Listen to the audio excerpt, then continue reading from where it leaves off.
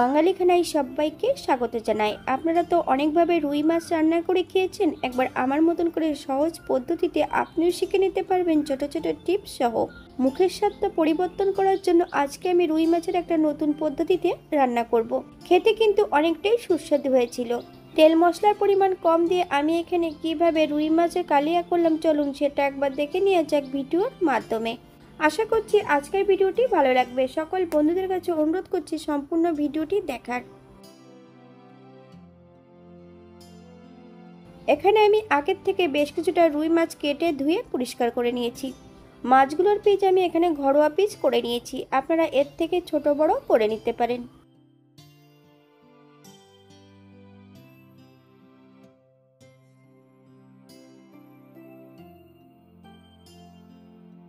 এই পর্যায়ে অ্যাড করব 1 চামচ লবণ আর 1 চামচ হলুদ গুঁড়ো।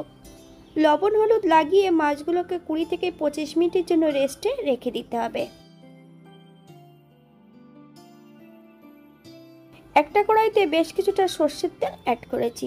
তেল গরম হওয়া পর্যন্ত অপেক্ষা করতে হবে।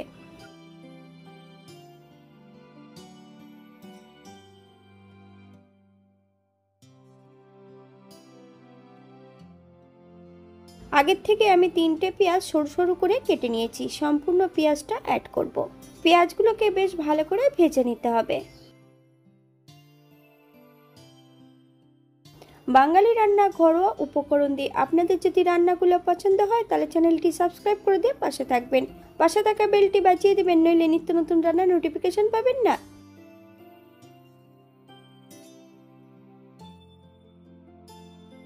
এই পর্যায়ে করব বেশ কিছুটা দারচিনি, এলাচ, লং। গ্যাসের ফ্লেমটা অফ করে দিয়ে সম্পূর্ণ পেঁয়াজ ভাজাটা তুলে নিতে হবে। একটা মিক্সার বোলের মধ্যে আমি নিয়ে নিয়েছি বেশ কিছুটা কাঠবাদাম। সামান্য একটু জল অথবা টক দই দিয়ে আপনারা একটা মিহি পেস্ট তৈরি করে নিতে পারেন। একই তেলে মাছগুলো ভেজে নিতে হবে। মাছগুলো বেশ উল্টিয়ে পাল্টিয়ে লাল লাল করে ভেজে নিতে হবে।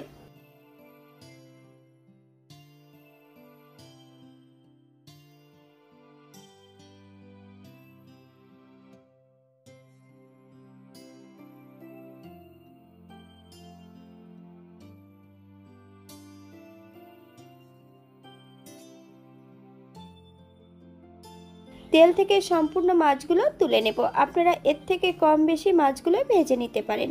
দ্বিতীয়বার একই পদ্ধতিতে সম্পূর্ণ মাছগুলো ভেজে নেব। আমি এখানে গাদা পেটি 2 রকমের মাছ এখানে মিশিয়ে নিয়েছি।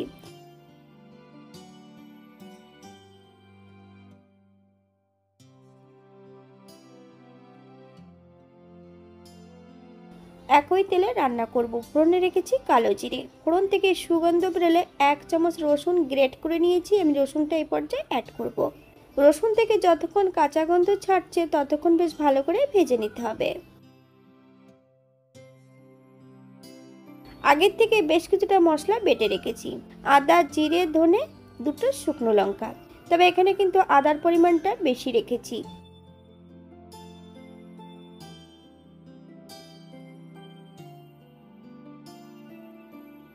হাফ চামচ লবণ, আপনার স্বাদ অনুসারে লবণটা অ্যাড করবেন। হাফ চামচ হলুদ গুঁড়ো।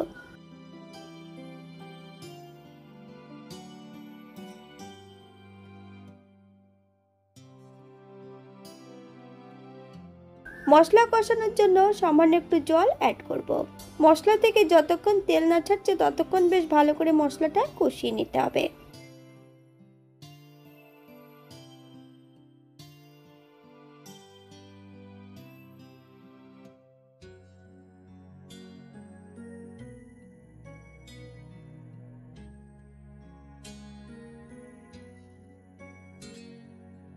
পেঁয়াজ এবং বাদাম বাটাটা অ্যাড করতে হবে। বেশ কিছুটা কাঁচা লঙ্কা, আপনারা যদি পছন্দ করেন তাহলে লঙ্কার পরিমাণটা বাড়িয়ে দিতে পারেন।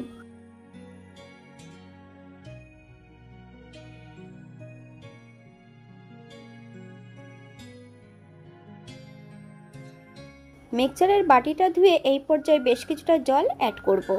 বেশ ভালো করে মশলাটা কষিয়ে নিতে হবে। আপনারা একবার স্ক্রিনের দিকে ফলো করবেন।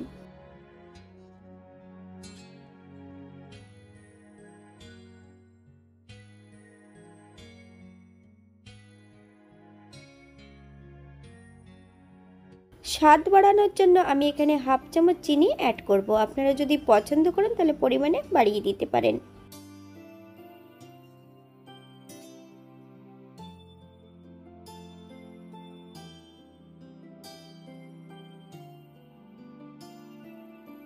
ভেজে রাখা সম্পূর্ণ মাছগুলো অ্যাড করতে হবে। 4 থেকে 5 মিনিটের মতন মিডিয়াম আঁচে মশলা সহ মাছ দিয়ে বেশ ভালো করে কষিয়ে নিতে হবে।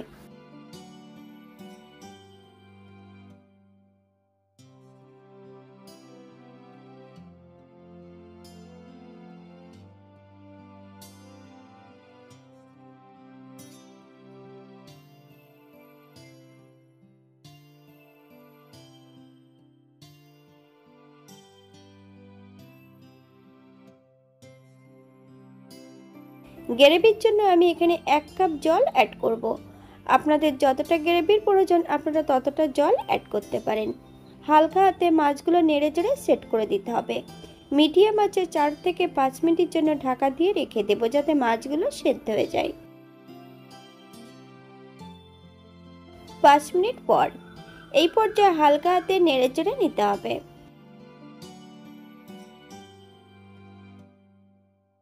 আপনারা যদি গরম মশলা গুঁড়ো অথবা ধনেপাতা কুচি পছন্দ করেন তাহলে এই পর্যায়ে অ্যাড করতে পারেন। এই পর্যায়ে অ্যাড করব বেশ কিছুটা পেঁয়াজ ভাজা। গ্যাসের ফ্লেমটা অফ করে দিয়ে 5 মিনিটের জন্য স্ট্যান্ডিং টাইম দেব, তারপর সার্ভ করব।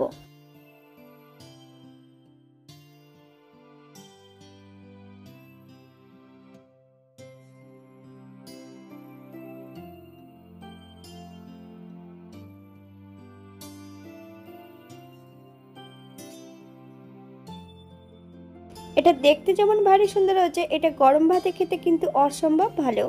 আপনারা বাড়িতে একবার একই পদ্ধতিতে বানিয়ে নেবেন।